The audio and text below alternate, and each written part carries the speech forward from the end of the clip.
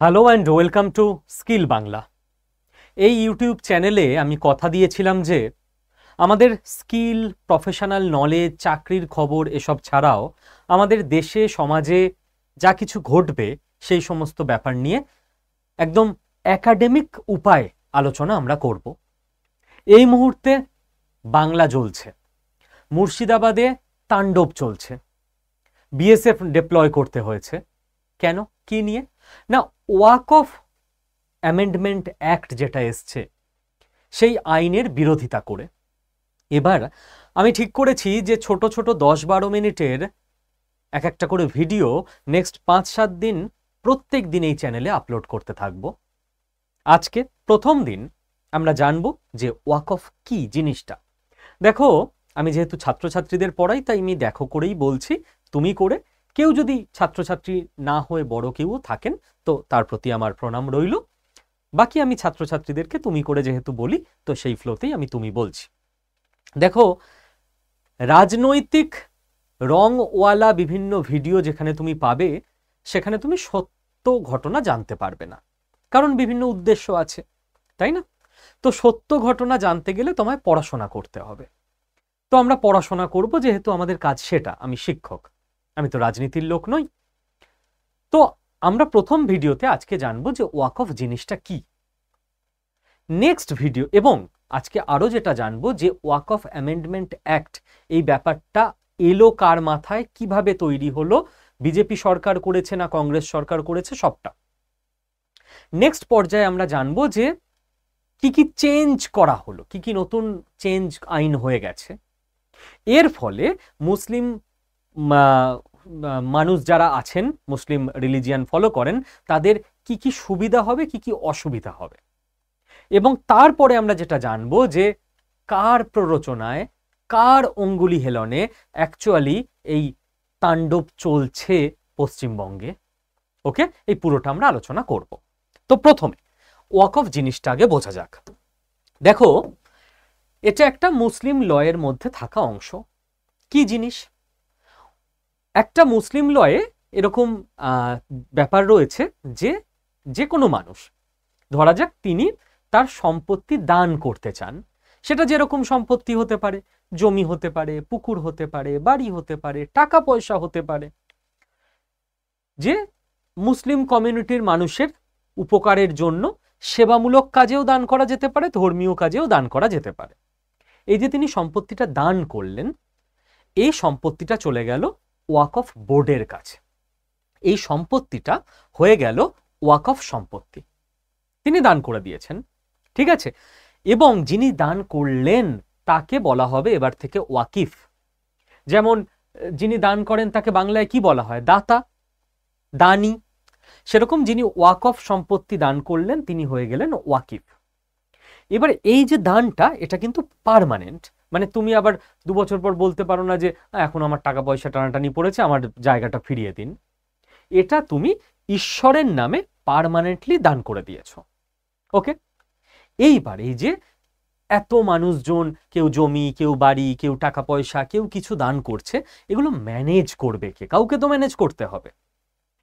এইগুলো ম্যানেজ করার জন্য প্রত্যেক রাজ্যে রাজ্যে স্টেট ওয়াক অফ বোর্ড আছে, যেখানে প্রচুর মানুষ চাকরি করেন, যাদের কাজই হলো এই সারা রাজ্যের যা যা ওয়াক অফ সম্পত্তি সেগুলোকে ম্যানেজ করা, ঠিক আছে। এইবার এই ওয়াক অফ সম্পত্তি যে ম্যানেজ হবে তার জন্য ম্যানেজার রাখতে হবে। ওয়াক অফ সম্পত্তি যারা ম্যানেজার তাদের বলা হয় মুতাওয়ালি, ঠিক আছে। এই মুতাওয়ালিদের কাজ কি? ওয়াক অফ সম্পত্তিকে কাজে লাগিয়ে যেন ইনকাম জেনারেট করা যায়, যাতে উপার্জন আনা যায়। উপার্জন এলে সেই টাকাটা দিয়েই তো কাজের কাজ হবে। কেউ একটা কিছু বাড়ি দান করেছে, সে হয়তো চলে গেছে, মারা গেছেন, বৃদ্ধ বয়সে দান করে দিয়ে হয়তো চলে গেছেন বৃদ্ধাশ্রমে। ওই বাড়িটা তো ওখানে পড়ে থাকলে কোনো কাজে দেবে না। ওই বাড়িটাকে কাজে লাগিয়ে হয় ওই বাড়িটার মধ্যে কিছু স্কুল বানাতে হবে, না হলে ওই বাড়িটা ভাড়া দিয়ে টাকা আনতে হবে, সেই টাকায় মুসলিম বাচ্চাদের হয়তো পড়াশোনার ব্যবস্থা করতে হবে, কিছু তো করতে হবে। তো সিস্টেম হচ্ছে এই মুতাওয়ালিরা যে টাকাটা উপার্জন করে ওই ওয়াকফ বোর্ডের থেকে, তার 7% ওয়াকফ বোর্ড ম্যানেজমেন্টে আবার চলে যায় 93% কাজে লাগে ধর্মীয় এবং সামাজিক এডুকেশনাল। বোঝা গেল? আচ্ছা, সারা ভারতবর্ষে 30টার ওপর স্টেট ওয়াকফ বোর্ড আছে। মোটামুটি ভারতবর্ষের রাজ্যও দেখো ওই 30-এর কাছাকাছি। এবার এই স্টেট ওয়াকফ বোর্ডের যারা মেম্বার হয় তারা স্টেট গভর্নমেন্ট থেকে নমিনেটেড হয়ে যায়। স্টেট ওয়াকফ বোর্ডগুলোর ওপরে থাকে ওয়াকফ কাউন্সিল। ওয়াকফ কাউন্সিল দেশের ওয়াকফ বোর্ড, সমস্ত স্টেট ওয়াকফ বোর্ডের হেড। ওয়াকফ কাউন্সিলে যারা থাকে সেটা সেন্ট্রাল গভর্নমেন্ট দ্বারা নমিনেটেড করা হয় তাদের। ওকে, এবার যদি কোনো ডিসপিউটেড ল্যান্ড থাকে, কিরকম ডিসপিউটেড ল্যান্ড? ধরা যাক একটি ছেলে আছে, তার নাম মিজানুর। মিজানুর সে হয়তো তার জমি ওয়াকফ বোর্ডে দিতে চায়নি। ওয়াকফ বোর্ড হয়তো, হতেই পারে, মানুষের 10 জন মানুষ থাকলে 10 রকম ভালো খারাপ ইন্টেনশন থাকবেই। ওয়াকফ বোর্ড হয়তো মিজানুরের জমি জোর করে কেড়ে নিয়েছে, হচ্ছে ভাগে আন থেকে, এটা ওয়াকফ সম্পত্তি। এবার মিজানুর তো বলবে যে আমি দিতে চাইনি, মানে আমি দেব না, এটা আমি পরে যদি পারি তখন অন্য কিছু দেব। তো এই যে মিজানুর কোথায় যাবে, কার কাছে যাবে? নালিশ করতে। ওই যে নালিশ করবে, বিচারটা হবে কোথায়? এই বিচারটা হবে ওয়াকফ ট্রাইব্যুনালে। ক্লিয়ার? কারণ এত সম্পত্তি নিয়ে মানে ডিল, মানে সেখানে কিছু সমস্যা আসবেই আসবে, ফর শিওর। ওকে, এবার এই যে নিয়ম টিয়মগুলো লেখা আছে, স্টেট ওয়াকফ বোর্ড থাকবে, তার মাথায় ওয়াকফ কাউন্সিল থাকবে, কারোর কোনো নালিশ থাকলে ওয়াকফ ট্রাইব্যুনালে বিচার হবে, এগুলো সব ইন্ডিয়ার যে ওয়াকফ আইন আছে, ওয়াকফ অ্যাক্টের মধ্যে লেখা আছে। এইবার সমস্যা কোথায় শুরু হলো? সমস্যা অনেক দিন ধরেই চলছিল, অনেক কিছু অভিযোগ সরকারের কাছে জমা পড়ছিল। কিরকম অভিযোগ? আসছি এক এক করে।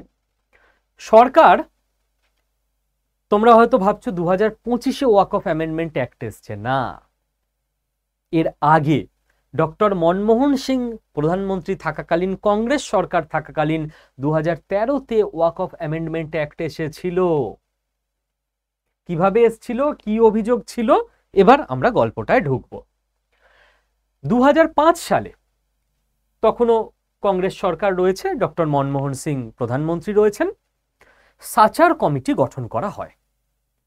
সাচার কমিটির কাজ কি? সাচার কমিটিকে বলা হয়েছিল যে আমাদের দেশের মুসলিমদের, যে গোটা মুসলিম কমিউনিটি আছে, তাদের উন্নতি কি করে হবে, বেটার এডুকেশন, বেটার ইনকাম, যাতে করে পরের জেনারেশন বেটার লাইফ পায়, তার রিপোর্ট বানাতে হবে আপনাদের। তো 1 বছরের রিসার্চের পর 2006 সালে সাচার কমিটি তাদের রিপোর্ট দেয়। সাচার কমিটির রিপোর্টে অনেক কিছু ছিল, অত কিছুতে আমরা তো ডিটেলে যাব না, অন্য একদিন আলোচনার বিষয়। আমাদের আজকের আলোচনার বিষয় ওয়াকফ বিল। সাচার কমিটির রিপোর্টে দেখা গেল 2006-এর হিসেব, ওরা বলছে সারা ভারতবর্ষে 4,90,000 ওয়াকফ প্রপার্টি আছে, বাড়ি, জমি, পুকুর, এটা ওটা সব মিলিয়ে। যেখানে মোট ল্যান্ড আছে, মোট জমি আছে 6 লক্ষ একর। 1 একর মানে 3 বিঘা, 1 বিঘা মানে ওয়েস্ট বেঙ্গলের হিসেবে 20 কাঠা, মানে 6 lakh into 3, 18 lakh into West বেঙ্গলের হিসেবে 20, 18 গুণ 20 মানে 360 লাখ কাঠা জমি। এই জমির মধ্যে আবার সব থেকে বেশি জমি আছে ওয়েস্ট বেঙ্গল এবং ইউপিতে, পশ্চিমবঙ্গ এবং উত্তরপ্রদেশে। এবার বুঝতে পারছো ওয়েস্ট বেঙ্গলে কেন মুর্শিদাবাদ জ্বলছে, কেন সমস্যা হচ্ছে, ইউপিতে কেন জ্বলছে না, ইউপি কেন শান্ত আছে, সেই কথাতেও আমি আসবো পরে, একটা একটা করে বুঝবো আমরা। এইবার 2006-এর হিসেবে সাচার কমিটি বলছে যে এই 6 লাখ একর জমির ভ্যালুয়েশন হচ্ছে, দাম হচ্ছে 1.2 লাখ কোটি। 1 কোটি, 2 কোটি, 3 কোটি করে 1.2 লাখ কোটি, এত টাকাই জমির ভ্যালুয়েশন। বাট টুইস্ট এইখানে, কিন্তু সারা ভারতবর্ষের ওয়াকফ প্রপার্টি থেকে বছরে ইনকাম হয় 163 কোটি। ফাজলামি হচ্ছে? 1.2 লাখ কোটির প্রপার্টি থেকে বছরে 163 কোটি টাকা ইনকাম হয়। বছরে 163 কোটি ইনকাম মানে মাস গেলে 14 কোটি টাকা ইনকাম, মাস গেলে 14 কোটি টাকা তো ছোটখাটো প্রমোটাররাও, ছোটখাটো না মোটামুটি একটু মাঝারি টাইপের প্রমোটাররা ইনকাম করে নেয় এক একজন, যার 20-25টা বিল্ডিং চলছে চারদিকে। হ্যাঁ, এরকম প্রচুর লোক আছে, বিজনেসম্যান আছে, মাস গেলে 14 কোটি টাকা ইনকাম করে নেয়। মাস গেলে 14 কোটি টাকা সারা দেশের এত প্রপার্টি থেকে ইনকাম হতে পারে এটা কখনো? তাহলে কিছু ঘাপলা আছে। ঘাপলায় দেখা যাচ্ছে অনেক ঘাপলা ভাই। যে যারা ম্যানেজ করছে সরকারি চাকরি পড়ে থাক না, মুসলিমের উন্নতি করে আমার কি, আমি চাকরি করছি, আমি আরামায়েশে থাকবো। ম্যানেজ করতে গেলে তো মাথা খাটাতে হবে, কষ্ট করতে হবে, সেটা হচ্ছে না।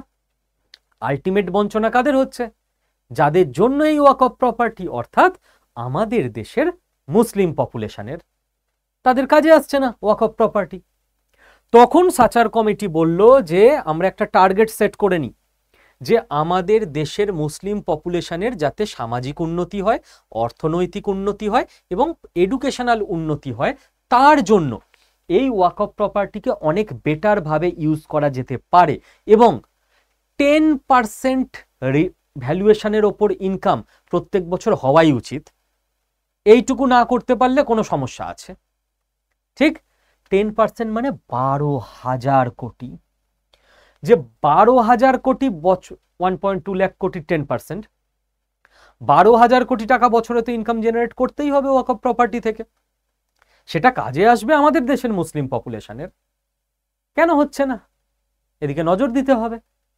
তখন সাচার কমিটি কিছু প্রস্তাব দিল যে এটার জন্য না আমাদের স্ট্রিক্ট রুল বানাতে হবে যাতে ওয়াকফ প্রপার্টির বেটার ম্যানেজমেন্ট হয়। কেউ দেখার নেই, রুল নেই, কেউ কিছু করছে না।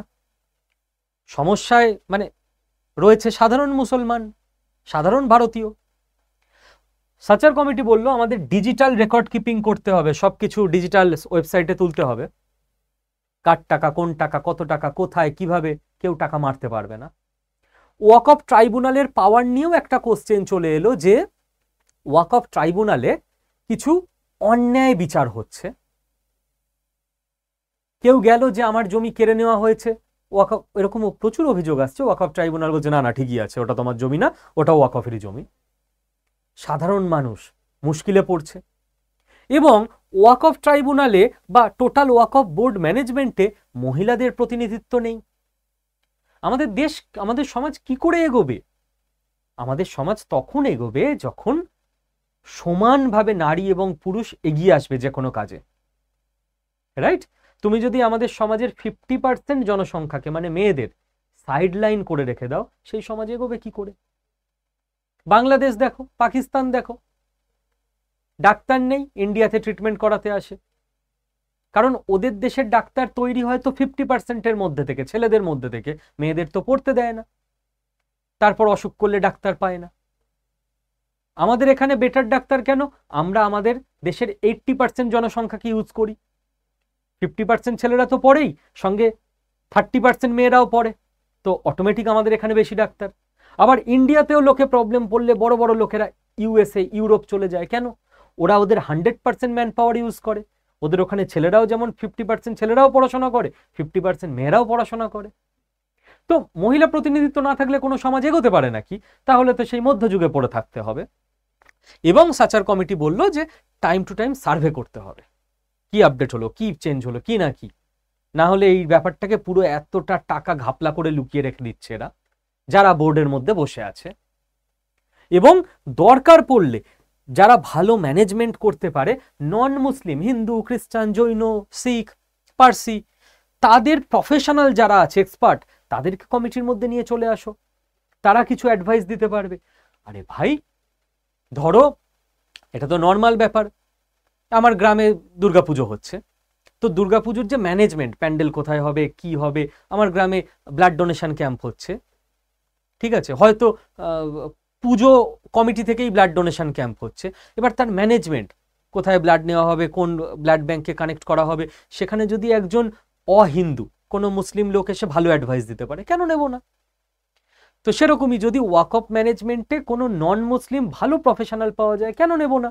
নেওয়াই উচিত। তাতে করে এই চেঞ্জগুলো সাচার কমিটি প্রস্তাব করলো। তাহলে তোমাদের কাছে ক্লিয়ার ওয়াকফ কি, ওয়াকফ অ্যামেন্ডমেন্ট কেন, কার মাথায় প্রথম এসেছিল এবং কি কি প্রস্তাব ছিল।